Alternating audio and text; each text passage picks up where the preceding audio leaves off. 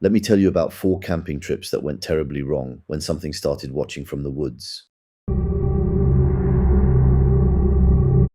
This happened 3 years ago in Oregon when I went on a solo camping trip in the Cascade Mountains. I was 31 at that time, and I'd been camping since I was a kid. Solo trips weren't unusual for me. I needed a break from work, and I figured a weekend alone in the woods would clear my head. I drove out to a trail I'd been to once before with friends. It's about 2 hours east of Portland. Not the most remote spot, but quiet enough that you won't see many people during the week. I parked at the trailhead around 3 p.m. on a Friday and hiked about 4 miles in. Found a good clearing near a small creek. Perfect spot, flat ground, water nearby, trees all around for cover. I set up my tent, gathered some firewood, and got a fire going as the sun started to set. Made dinner, drank a beer, read for a while. Standard camping night. Around 10 p.m., I heard it for the first time. A scream, high-pitched, long, coming from somewhere deep in the woods. I stopped reading and listened. It sounded like a woman screaming. Or maybe an animal. I wasn't sure. Mountain lions can sound like that. So can foxes. I waited. Nothing else. Just the sound of the creek and the fire crackling. I went back to my book. About 20 minutes later, it happened again. Same scream, but closer this time. Definitely closer. I stood up and grabbed my flashlight, scanned the trees around my campsite. Nothing. Just darkness beyond the firelight. I told myself it was an animal. Had to be. But something about it felt wrong. The scream was too consistent. I threw more wood on the fire to keep it going and sat back down. Tried to read, but I couldn't focus anymore. The third scream came maybe 30 minutes later. Closer, much closer. This time I heard it move, like whatever was making the sound had shifted position. It wasn't stationary anymore. My heart was pounding now. I wasn't reading anymore. I was just sitting there, listening, waiting. The fourth scream came from a completely different direction. Behind me now, maybe 100 yards away. That's when I knew. This wasn't an animal. Animals don't circle you like that. I grabbed my bear spray and my knife, kept the fire going. I wasn't going to sleep, not anymore. The fifth scream came an hour later. It was so close, it was maybe 50 feet away, just beyond the trees. I stood up and yelled, "Who's out there?" Nothing, just silence. I waited. 5 minutes, 10 minutes, nothing. Then the sixth scream, right at the edge of my campsite. I saw the trees move where the sound came from, branches shifting, but I didn't see anyone. I screamed back, "Get away from me, I have a weapon." The screaming stopped. I stayed up the entire night, kept the fire going, knife in one hand, bear spray in the other. The sun started coming up around 6 a.m. I packed up my tent as fast as I could, didn't bother cleaning up the campsite properly, just threw everything in my bag and started hiking back to the trailhead. I didn't hear the screaming again, but when I got about a mile down the trail, I saw something that made me stop. Footprints in the mud, bare feet, human bare feet. They were following the trail I'd taken the day before, leading to my campsite, and then leading back out. I didn't stop to investigate, I just kept walking. I made it to my car and drove home. I haven't been back to that trail since, and I haven't gone solo camping since either. I still don't know what was out there that night, but I know it wasn't an animal, and I know it was following me. This happened when I was 12 years old. My dad and I went camping at a lake about an hour from our house. It was just the two of us. My mom didn't like camping and my older sister was away at college, so it was a father-son trip. We'd been to this lake before. It's a popular spot during the summer, but this was late September. The weather was still decent, but most people had stopped camping for the season. We set up our tent in a spot right near the water. There was a fire pit already there from previous campers. My dad got a fire going while I helped unpack our stuff. We spent the afternoon fishing. Didn't catch anything, but it didn't matter. It was just nice to be out there. That night we cooked hot dogs over the fire, and my dad told me stories about when he was my age, camping with his dad, how things were different back then. Around 10 p.m. we decided to call it a night. My dad put out the fire and we got into the tent. We had 2 sleeping bags laid out side by side. I fell asleep pretty quickly. I woke up sometime in the middle of the night. I don't know what woke me up. Maybe a sound, maybe nothing. But when I opened my eyes, I saw something that made me freeze. There was someone standing at the entrance of our tent. The tent had a mesh screen door, and through it I could see a silhouette, a person, just standing there, not moving. I couldn't see their face. It was too dark, but I could see the outline of their head and shoulders. I whispered, "Dad." He didn't wake up. I whispered louder, "Dad."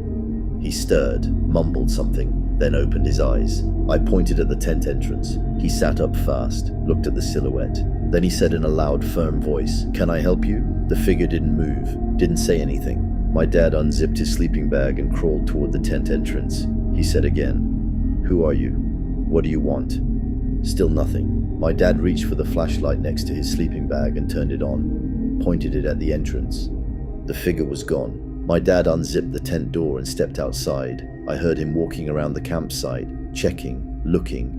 He came back a minute later and said, "There's no one out there." I asked if he saw them too, and he said yes, he definitely saw someone standing there. He told me to try and go back to sleep, that it was probably just another camper who got lost or confused, but I could tell he didn't believe that. We didn't sleep much the rest of the night. The next morning we packed up earlier than planned. My dad said he wanted to beat traffic on the way home, but I knew the real reason. As we were loading the car, I asked him who he thought it was. He didn't answer right away. Then he said, "I don't know, but I don't think they were lost." We drove home and didn't talk about it much after that. But a few weeks later, my dad told me something. He'd gone back to the lake during the week, alone, to ask the park ranger if anyone else had reported seeing someone at their campsite at night. The ranger told him yes, multiple people over the years. Always the same description. Someone standing outside the tent, not moving, not saying anything, and then disappearing when confronted. The ranger said they'd never caught anyone, never found any evidence of who it was. My dad asked if anyone had ever been hurt. The ranger said no, but he recommended not camping there alone. We never went back to that lake, and I've never forgotten the sight of that silhouette standing at the entrance of our tent, just watching. This happened last summer in the Adirondacks. I was camping solo for 4 days on a backpacking trail. I'd done plenty of solo trips before. This one was supposed to be routine. Hike in, camp, hike out. Nothing complicated. I set up camp the first night at a spot about 6 miles from the trailhead. It was a small clearing with a fire ring. Someone had camped there before, but it looked like it hadn't been used in a while. I set up my tent, made dinner, then crashed. The next morning I woke up and stepped out of my tent to make coffee. That's when I saw it. In front of my tent, maybe 3 feet from the entrance, there was an arrangement of objects, stones, small ones, arranged in a circle. In the center of the circle there were twigs, stacked in a little pile. I stared at it for a minute, confused. I hadn't put that there, and it definitely wasn't there the night before. I thought maybe it was left over from a previous camper, some kind of art project or ritual thing. I kicked it apart and made my coffee. The second night I camped at a different spot about 4 miles further down the trail. Same routine, set up camp, made dinner, then crashed. The next morning I stepped out of my tent and froze. The same arrangement, stones in a circle, twigs in the center, but this time it was closer to the tent, maybe 2 feet from the entrance, and there was something else. In the center of the twigs, there was a small animal bone, looked like it came from a bird or a squirrel. I felt uncomfortable. Someone was following me. Someone had been at my campsite while I was asleep, close enough to place this arrangement right in front of my tent. I stood there for a long time just staring at it, trying to process what this meant. Had someone been watching me sleep? How close had they gotten? Close enough to place this arrangement 2 feet from my tent door without waking me up. That thought made my skin crawl. I packed up my stuff faster than usual, kept looking over my shoulder, kept scanning the trees around me. I hiked for most of the day, tried to put distance between me and whoever was doing this. I found another campsite around 5 p.m. This one was more open, less trees. I figured if someone was following me, I'd see them coming. I set up my tent and made dinner, but I didn't have much of an appetite. I kept thinking about those arrangements, the stones, the twigs, the bone. What did it mean? Was it some kind of message? A warning? Or was someone just messing with me? That night I barely slept. I kept my knife next to me in the sleeping bag. Every sound outside made me jump, every branch cracking, every rustle of leaves. I kept imagining someone crouched outside my tent, watching, waiting, placing another arrangement while I slept. Or worse, what if they came inside? I must have dozed off around 4 a.m. I woke up at sunrise completely exhausted. I unzipped my tent and stepped outside. The arrangement was there again. This time it was right at the entrance. If I'd opened the tent door any wider, I would have knocked it over. Stones in a circle, twigs in the center, and this time there was something else. My water bottle cap. The cap from my water bottle that I'd been drinking from the day before. Someone had taken it and placed it in the arrangement. My hands were shaking. This wasn't just someone following me. This was someone going through my stuff while I was asleep. How close had they been? Had they reached into my tent while I was sleeping? The thought made me nauseous. I looked around the campsite, scanned the trees, looked for any sign of movement. Nothing, just silence. I checked my gear. A bandana I'd packed was missing, and a small carabiner I'd clipped to my backpack wasn't there anymore. Someone had been taking my things and leaving them in those arrangements. I didn't hike to the next campsite. I didn't care about finishing the trail. I turned around and hiked straight back to the trailhead. It took me most of the day, but I didn't stop. I just kept moving. When I got back to my car, I sat in the driver's seat for a long time, just breathing, trying to calm down. I haven't been back to the Adirondacks since, and I don't think I'll ever go solo camping again. Not after knowing someone was that close to me while I was sleeping, taking my things and leaving them in those strange patterns, like some kind of offering. This happened 2 summers ago in northern Montana. I was on a solo camping trip in the Cabinet Mountains wilderness. I'd been planning this trip for months. 4 days, 3 nights, complete isolation, no cell service, just me in the mountains. I drove out on a Thursday morning and hiked about 7 miles into the backcountry. The trail was well marked, and I didn't see a single other person the entire hike. I felt extremely lucky. I found a campsite around 4 p.m. It was a small clearing surrounded by tall pines with a view of a ridge in the distance. There was already a fire ring there made of stones. Someone had used this spot before. I dropped my pack and walked around the clearing to check it out. That's when I noticed something strange. The fire ring had ash in it, fresh ash, and when I knelt down and put my hand close to the stones, they were still warm. Someone had been here recently, very recently. I looked around. No tent, no gear, no sign of anyone. I figured maybe someone had stopped here for lunch and moved on. I set up my tent and gathered some firewood, built a fire in the same ring, and made dinner as the sun started going down. I kept looking around, expecting to see another hiker walk into the clearing, but no one came. That night I sat there reading until around 10 p.m. Then I put out the fire, made sure it was completely dead, poured a little water on it, stirred the ashes. I crawled into my sleeping bag. I woke up around 3 a.m. needing to pee. I unzipped my tent and stepped outside.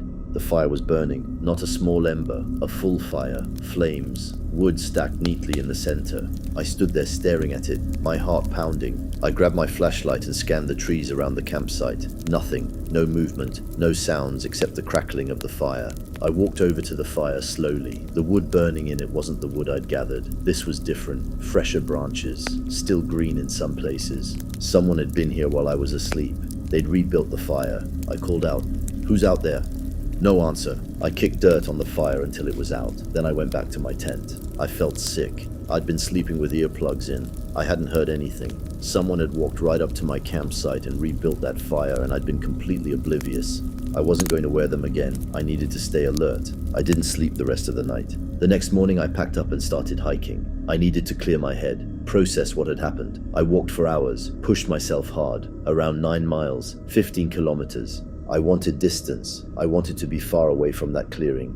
By the time I found another campsite, it was late afternoon. The sun was already getting low. I set up my tent quickly as the light started fading. The new campsite was smaller, no fire ring, just a flat spot near a stream. I made a small fire using rocks I gathered myself. That night I stayed up later than usual, kept the fire going, kept watching the trees. Around midnight I finally let the fire die and went to sleep. I woke up at sunrise and stepped outside.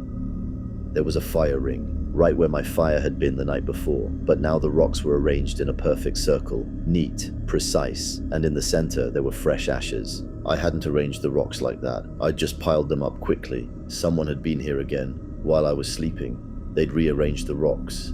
My hands were shaking now. This wasn't random. Someone was following me. I looked around the campsite. That's when I saw them. Footprints in the dirt near my tent. Boot prints, large, probably a man's. They led from the trees to the fire ring, then to my tent, right up to the door, then back to the trees. Someone had stood outside my tent while I was sleeping. I felt sick. I didn't hike to the next campsite. I didn't want to be out here anymore, but I was 2 days deep into the backcountry. It would take me most of the day to hike back to my car. I packed up as fast as I could and started hiking. I made it maybe 3 miles when I realized something. The footprints were on the trail, the same boot prints I'd seen at my campsite. They were in the dirt on the trail ahead of me, fresh, recent. Someone was walking ahead of me, or waiting. I stopped, stood there listening. I didn't hear anything. No footsteps, no branches breaking. I kept hiking, faster now. I wanted to get to my car, get out of these woods. Around 2 p.m., I reached a section of trail that opened up into a small meadow, and that's when I saw him. A man sitting on a fallen log about 50 yards ahead. He was facing away from me, wearing a dark jacket, a backpack next to him. He wasn't moving, just sitting there. I stopped walking. My throat went dry. I called out, "Hey!" He didn't turn around, didn't move. I stood there for what felt like forever, just watching him, waiting for him to do something. Then slowly he stood up, picked up his backpack, and walked into the trees without looking back. I didn't stop. I kept walking, as fast as I could, didn't look back. The sun was setting now. I had at least 4 more kilometers to the trailhead. I was practically running at this point. When it got dark, I pulled out my headlamp and kept going, the beam bouncing on the trail ahead of me, my heart pounding. Every shadow looked like someone standing there waiting. I made it to the trailhead around 9 p.m., got in my car and locked the doors immediately. I didn't report it to the ranger station. I didn't know what I'd even say. Some guy was sitting on a log. Some guy rebuilt my campfire. It all sounded crazy. But I know what I saw. I know someone was following me, watching me sleep, rebuilding those fires. I don't know why. I don't know what he wanted, but I haven't been back to Montana since. And I don't think I ever will.